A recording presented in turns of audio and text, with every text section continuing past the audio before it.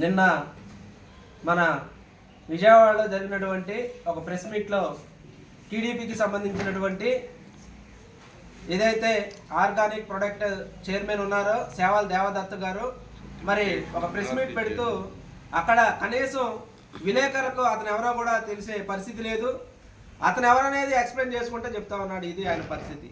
మరి చూసుకున్నట్లయితే రాష్ట్రంలో జరుగుతున్నటువంటి మన ఏదైతే ఈ కూటమి ప్రభుత్వం వచ్చిన కాడ నుంచి దుర్మార్గమైనటువంటి పాలన గురించి, అదేవిధంగా మన ఎన్టీఆర్ జిల్లాలో ఉన్నటువంటి రైతు విభాగాల గురించి కానీ, అదేవిధంగా దేవాదాయ శాఖ భూముల గురించి కానీ, అదేవిధంగా ఎక్కడ ఏ కార్యకర్తకు గాను ఏ యొక్క సభ్యులకు గాను ఏదైనా సమస్య కనుక వచ్చినట్లయితే జిల్లా ఇన్ఛార్జ్ గారు మరి స్వయంగా పాల్గొనడం జరుగుతూ ఉంది.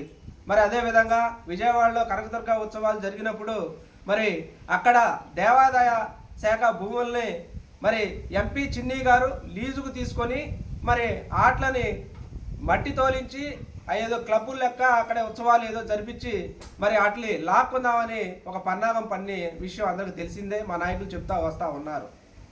మరి ఆ లీజుకు తీసుకున్నటువంటి భూమిని ఇంతవరకు కూడా మరి వాళ్ళ కబంధ హస్తాల నుంచి వదలకుండా అవి ఇంకా వారి గుప్పెట్లోనే పెట్టుకొని కొనసాగుతున్న విషయాన్ని మరి మా అవినాష్ గారు జిల్లా ఇన్ఛార్జ్ గారు చెప్పడం జరిగింది. దాన్ని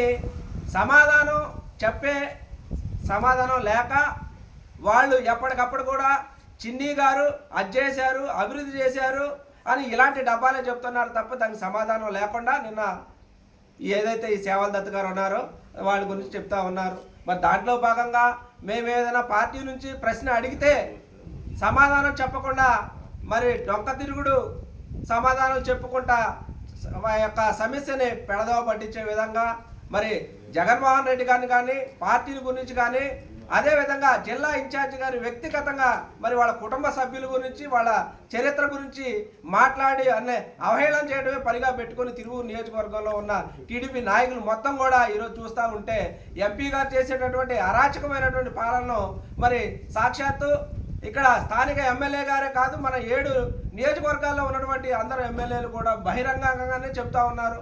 మరి ఆ యొక్క అవినీతి గురించి మరి అడిగిన దానికి సమాధానం లేక రకరకాలుగా మరి బెడదవ పెట్టిస్తూ ఉన్నారు. అంతకుముందు గత సంవత్సరం క్రితం మేము ఒక ప్రశ్న అడిగాం.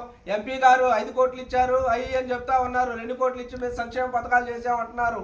మరి వాటి గురించి అడిగితే ఇంతమట్టుకి వాటి గురించి కనీసం సమాధానం మా వైఎస్ఆర్సీపీ పార్టీకి చెప్పనవసరం లేదు, కానీ ప్రజలకు చెప్పాల్సిన అవసరం ఉంది. మరి దాని గురించి అడిగినప్పుడు మేము ఏదో సీడీ ఇస్తాము, ఆ సీడీ మీరు ఒక్కసారి కనుక చూసినట్లయితే ఎంపీ గారు చేసినటువంటి అభివృద్ధి పనులు మొత్తం కూడా మీకు బహిరంగంగా ఉంటాయి అని చెప్పి మీరు ఇంతమట్టుకు ప్రెస్ మీట్కి రారు అని చెప్పారు.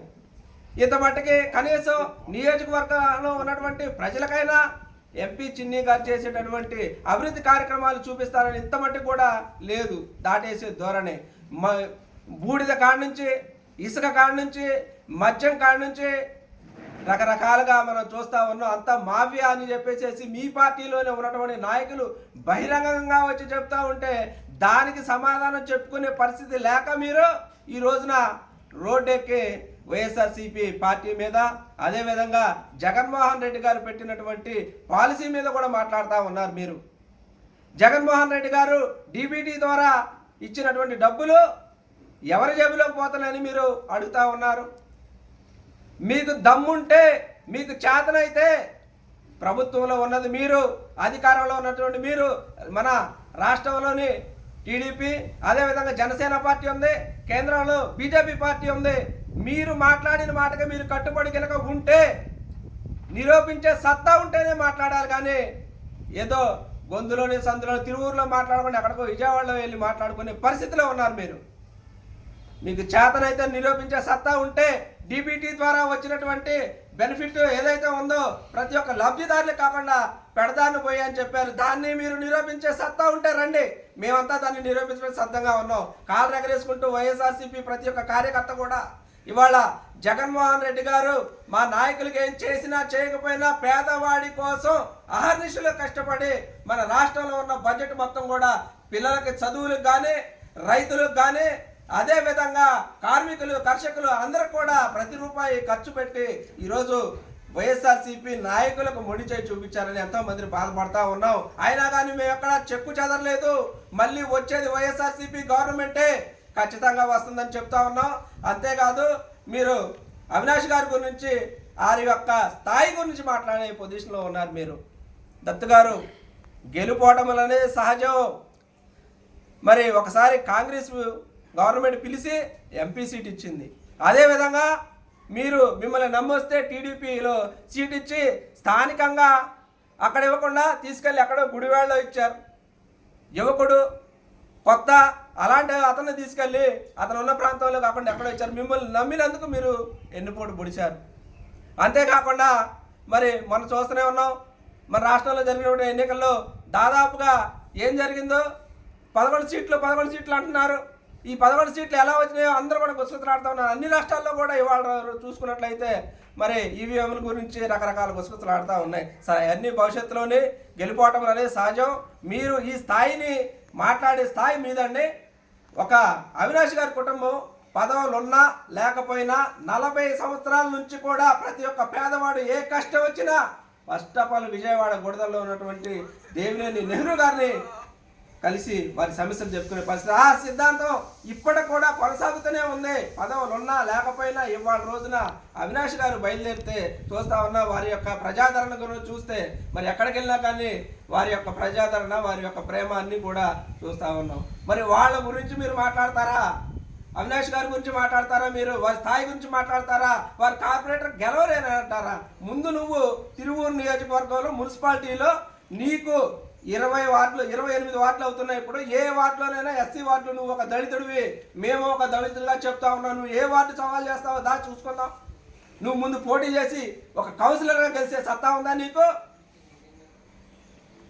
ఉత్త మాటలు కట్టిపెట్టి గంపలగూడెంలో ఉన్నటువంటి సమస్య మొన్న రైతుల గురించి మాట్లాడితే మాకు బస్తాలు ఉన్నాయి, లేకపోతే ధాన్యం పండింది అని కాకమ్మ కథలు చెప్తా ఉన్నారు. 3 రోజులు తిరకమంగలే కలగరలోని మీ సాక్షాత్తు ఎమ్మెల్యే రోడ్డు మీద కూకున్నాడు.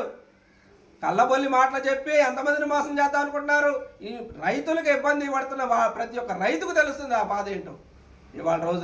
ఇవాళ చూసుకున్నట్లయితే రైతులు యూరియా కోసం కొట్లాడుకుంటూ చెప్పులు క్యూలో పెట్టుకున్నారు. కూటమి ప్రభుత్వం వచ్చిన కాడి నుంచి యూరియా దొరక్క పంట ప్రకృతి ప్రసాదం చేసినటువంటి పంట చేతికొస్తే మొన్నటిదాకా వాళ్ళని 30 తిప్పలు పెట్టి అందరూ కూడా ధర్నాలు దిగిన తర్వాత గచ్చిత్రం లేక కొన్నారే తప్ప మీరేమైనా రైతుల మీద ప్రేమతో కొన్నారా? అంతేగాని మీరు కళ్ళబొల్లి మాటలు మానేయండి. ఇకనైనా మీరు మాట్లాడే ప్రతి ఒక్క మాట కూడా వైఎస్ఆర్సీపీలో ఉన్నటువంటి కార్యకర్తలు కానీ నాయకులు కానీ ఇదే విధంగా స్పందిస్తారు. మీరు ఇంతకు మించి హద్దు దాటితే ఈసారి వేరే లేకుంటుందని తెలియజేసుకుంటూ మరి అవకాశం ఇచ్చినందుకు అందరికీ ధన్యవాదాలు తెలుపుకుంటూ జై జగన్, జై జై జగన్.